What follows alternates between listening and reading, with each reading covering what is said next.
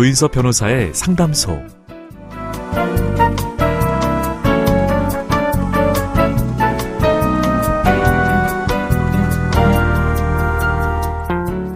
어서 오세요. 기다리고 있었습니다. 무슨 일이 있으신가요? 편하게 말씀하세요. 제가 들어드리겠습니다. 속 시원하고 정확한 자문으로 법률 문제를 풀어드리는 조인섭 변호사의 상담소, 지금 바로 문을 열겠습니다. 저는 조인섭입니다.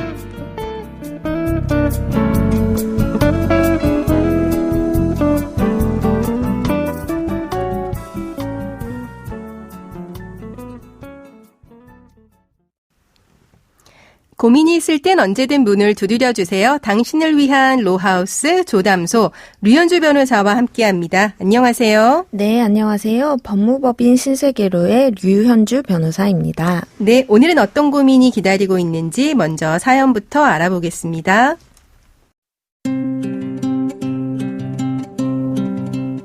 제 직업은 외항사 파일럿입니다. 업무 특성상 주로 외국에 머무는데요. 잠시 한국에 들어와서 지인 모임에 참석했다가 한 여자를 소개받았습니다.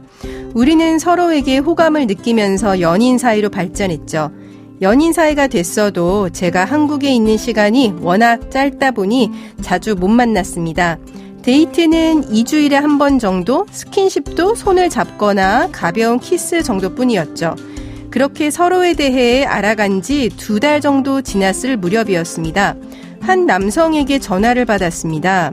그는 자신이 제 여자친구의 남편이라고 하면서 당장 헤어지지 않으면 소송을 걸겠다고 했습니다. 당황했던 저는 일단 알겠다, 헤어지겠다 말하고 전화를 끊었습니다. 그리고 여자친구에게 어떻게 된 일인지 물었는데 그녀가 울면서 말하더군요. 남편과 사이가 안 좋아서 별거 중인데 협의 이혼하기로 했다고 말이죠. 어쨌든 그녀가 아직 법적으로 유부녀였기 때문에 더 이상 만날 수는 없었습니다. 그래서 저는 마지막으로 그녀를 호텔 라운지에서 만난 뒤 이별을 고했죠. 그런데 그로부터 일주일 후 저는 그녀의 남편으로부터 위자료 청구 소장을 받았습니다. 소장에는 제가 여자친구와 마지막으로 대화하기 위해 만났던 날 호텔 로비에 함께 있는 CCTV 화면이 첨부돼 있었습니다. 그 남자는 저에게 그녀가 유부녀라고 하는 것을 알렸고 헤어질 것을 경고했는데도 같이 호텔에 드나들었다며 위자료 3천만 원을 배상해야 한다고 했습니다. 맹세컨대 저는 그녀와 아무 일도 없었고 깊은 관계도 아니었습니다.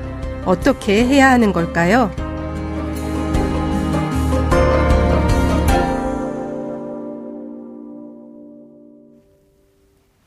사연자분은 그 여자친구라고 하는 그분이 유부녀라고 하는 것을 모르고 만났다라고 하셨습니다. 그런데 지금 소장을 받았거든요. 이런 경우에도 부정행위가 인정이 될까요? 네, 법적 배우자에 대해서 위자료를 지급할 책임이 있는 부정행위가 되려면 상대방이 혼인하였다는 사실을 알고 법적인 배우자의 권리를 침해한다는 사실을 아는 상태에서 교제하였어야 합니다. 네. 그렇기 때문에 사연자분이 여자친구가 그 유부녀란 사실을 전혀 모르고 계셨다면 네. 부정행위는 인정되지 않습니다. 네. 그런데 오랜 시간을 함께 지내다 보면은 보통은 이 사람이 결혼을 했다는 것을 눈치챌 여지가 많이 있겠죠. 그렇죠. 아무래도요. 네. 예를 들어 카카오톡 프로필이나 SNS에 아이들 사진, 결혼식 사진, 배우자 사진이 있다든지 커플링으로 보이는 반지를 하고 있다든지 아니면 가족으로 보이는 사람으로부터 전화가 자주 온다든지 하는 경우가 될 것입니다. 네. 그런데 이렇게 유부녀라고 하는 거를 알았다라고 하는 부분은 누가 입증을 해야 되는 걸까요? 네. 원칙적으로는 원고가 이제 상대방이 유부녀라는 사실을 알고 부정행위했다는 점을 입증을 해야 되는데요. 네. 네, 앞서 말씀드린 바와 같이 통상적으로는 오랜 시간 교제를 했다면 유부녀라는 점을 알 만한 이런 사실들이 많이 있고 그런 네. 사실을 상대방이 주장할 여지가 많이 있습니다. 네. 그래서 사연자 분께서도 위자료 지급 책임을 피하시려면 여자친구가 유부녀라는 사실을 눈치챌 여지가 전혀 없었다는 점을 적극 주장을 하시는 것이 필요하겠습니다. 네. 그 여자친구의 남편은 두 사람이 호텔 로비에서 만난 거를 알고 있었어요. 이게 이제 미행을 한 건지 어떻게 뭐 CCTV를 확보했다라고 하는데요. 여자친구의 남편과 전화 통화를 한 이후에 또 여자친구를 호텔 로비에서 만난 거, 이 점이 사연자분한테는 좀 불리하게 작용할 것 같은데요. 네, 맞습니다. 여자친구의 남편한테 전화를 받은 이후에는 사실 사연자분께서도 여자친구가 유부녀란 사실을 명확히 인지하신 것이죠. 그렇죠. 네, 지금 상대방도 이러한 점을 근거로 위자료를 청구하는 것으로 보이는데 네. 하필 그 마지막으로 만나신 장소가 호텔이라서 더 불리한 상황에 처해 계신 것 같습니다. 그렇죠. 카페에서 만난 게 아니라서. 네, 그렇죠. 네. 여자친구의 남편이 불법적으로 미행을 하셨을 가능성도 있어 보이긴 하는데요. 네. 하지만 호텔 CCTV는 개인이 달라고 해서 주진 않습니다. 네. 아마도 남편분이 법원에 증거 보전 신청을 해서 법원에 증거 보전 결정을 받아서 적법하게 CCTV 화면을 확보하셨을 것으로 생각이 됩니다. 네. 증거보전 신청 요거 간단하게만 설명을 해 주실까요? 네, 증거 보전 신청은 CCTV 등의 그 부정행위 증거를 확보해야 하는 경우에 소제기에 앞서서 법원에 그 CCTV가 있다는 존재한다는 사실을 소명을 하여서요. 그 특정 시간대와 장소를 특정해서 신청하셔서 결정을 받을 수 있는 절차입니다. 네. 그러니까 소송 제기해가지고 이런 CCTV 증거를 확보하기에는 시간이 걸리니까 네. 소송 전에 이런 증거를 미리 보전한다는 의미가 되겠죠. 네, 맞습니다. 네. 그러면은 사연자분은 현재 상황에서 어떻게 대처를 해야 위자료 지급 책임을 면할 수가 있을까요? 네, 사연자분께서 호텔에 여자친구와 방을 잡아 투숙한 것이 아니고 네. 라운지에서 정말 대화만 나누었다. 네. 이런 사실을 적극 소명을 하셔야 될 것 같습니다. 네. 네. 호텔 라운지여서 쉽지는 않을 것 같긴 합니다. 네.